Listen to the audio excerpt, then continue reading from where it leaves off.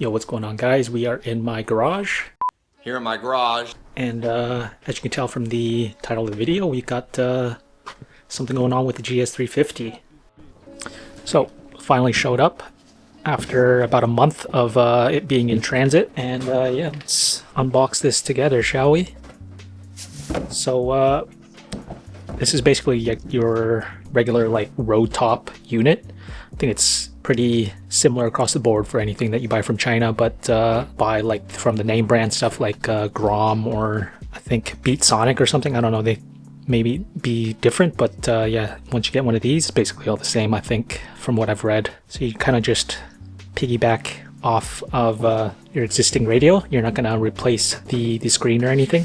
So you get some instruction manual.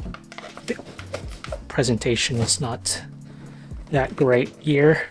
What else you get? Oh, you get some tools like the trim removal tool, which will come in handy. It's like an antenna, and then like, yeah, a whole gang of cables. So yeah, we'll get to it. Shouldn't take too long. Yeah, so what you're gonna want to do is take off these two things right here, these side panels. There we go. You just pull up and then it's kind of hooked in. Here we go. Remove this leather dash piece right here. Actually, you can pull underneath here, I think. Just kind of find a little edge where it stops. There we go. Take out the powering harness for the push button start. Throw that over to the side. And then there are two 10mm bolts, I believe. That should be, I don't know if you can see it, but it's there. Okay. Grab those and be careful because you might lose these in the hole down there. Let's get started removing the screen. The screen is 3 screws up on the top here. You can see to remove this plastic trim piece.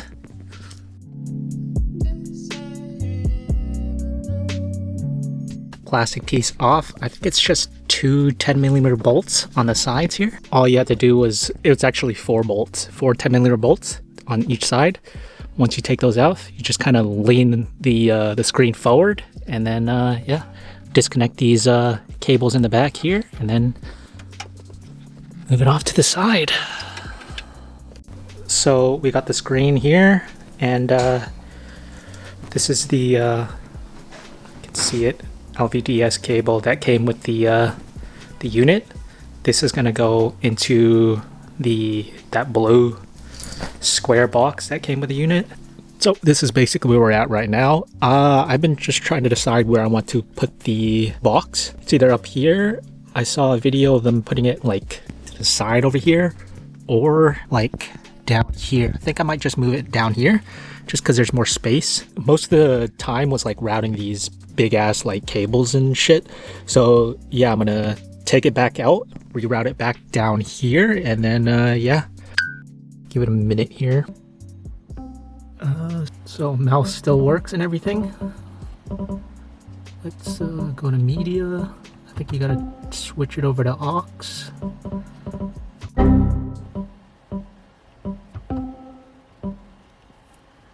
Oh, no aux. We are back in the car after a couple of days of back and forth messaging between me and the guys over overseas. It's the time difference kind of sucks because over here it's like 5 p.m. over there it's like 8 a.m. or something like that. So finally figured it out. He told me to hold down the menu button or the hang up button on the steering wheel here, and that's what would activate or switch over to the CarPlay screen. So yeah, that's basically what I did, and everything seems to be working fine. So as you can see here, I just kind of semi-placed the, the radio in for now. And then unit's kind of chilling over on the side here. And then it's supposed to fit in this little cavity here, I think. Or yeah, I think it's supposed to go there. It's going to be a pain in the ass because the wiring harness for this is like so thick that, yeah, it's kind of going to be tough. So here is the final placement. I was able to put it right underneath the media unit or media console here. It's gonna take some finagling to get all the wires and stuff like behind this thing. It's a pretty tight fit. The the cup holders and everything fits. I just test fitted it, so yeah, we'll see. What's going on, guys? We are back in the car, just going through the testing phases. Got everything kind of set up how I wanted it, so just yeah, just testing out the system here. So we're gonna start the car up here. Little startup screen. See on my phone when it connects. Connected.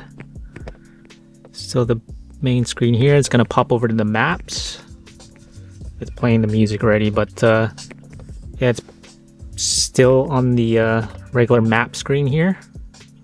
I don't know if it's gonna switch over. I don't think it's gonna switch over. So we're gonna have to hit the hang up phone button, or you can hit the menu button down here. I think you just hold it for 2 seconds. So I might hold that,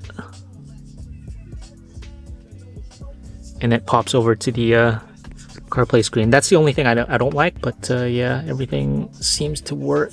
You can say like, hey Google, what's the weather going to be tomorrow? Tomorrow in Vancouver, it'll be cloudy with a high of 8 and a low of 3. So yeah, that's that. Like, I don't know what else to do with the CarPlay stuff. Like, or Android Auto, because other than like Spotify and like Google Maps, I don't know what else to do with Android Auto. If you know, like, let me know. Like, other than what, like reading messages while you're driving or something like that. I don't know, basic stuff like that.